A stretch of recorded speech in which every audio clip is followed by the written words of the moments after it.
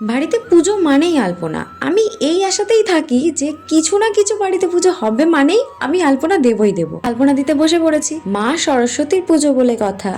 পুজোর আগের দিন রাতেই আমি কিছুটা আলপনা দিয়ে রেখেছিলাম। পরের দিন সকালে স্নান টান করে ঠাকুরের গোছগাছ করছি, তখন মনে হচ্ছে সামনেটা যেন একটু ফাঁকা ফাঁকা লাগছে। তখন আমি আবার আলপনা দিতে বসেছি।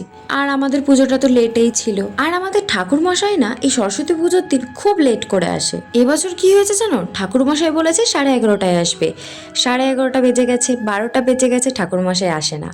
বাবা ফোন করছে, বলছে আসছি আসছি বলে 1টা বাজতে যায়, তাও আসে না। আমাদের সব কোচে কাচাররা ওরা না খেতে পারে, মানে ওরা অধৈর্য হয়ে গেছে। আর কতক্ষণ থাকবে বলো, 1টা বাজে।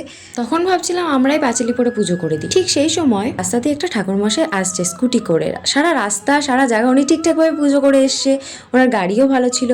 যেই আমাদের বাড়ির সামনে আসলো, ওনার গাড়িটা খারাপ হয়ে গেছে। ওনার স্কুটি সামনেও যাচ্ছে না, পেছনেও যাচ্ছে না, পুরো খারাপ হয়ে গেছে, চলছে না আর। তো উনি বলছে কি, এখানে সামনের বাড়িতে পুজো হওয়ার কথা ছিল, আমাকে পাঠালো, এখানে কার বাড়িতে পুজো হচ্ছে। তখন কাকা বলছে এই তো এই বাড়িতে, মানে আমাদের বাড়ির কথা বলছে। কিন্তু বিশ্বাস করো, ওনার গাড়িটা চললোই না যে উনি চলে যাবে।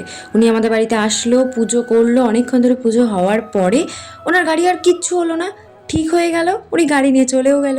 আমি ওনাকে পরে জিজ্ঞেস করেছিলাম যে আপনাকে কে পাঠিয়েছে। উনি বলছে আমাকে কেউ পাঠায়নি, বললেন আমি নিজে থেকেই এসেছি। সবই মায়ের কৃপা। তোমাদের সবার পুজো কেমন কাটলো কমেন্টে বলে যেও।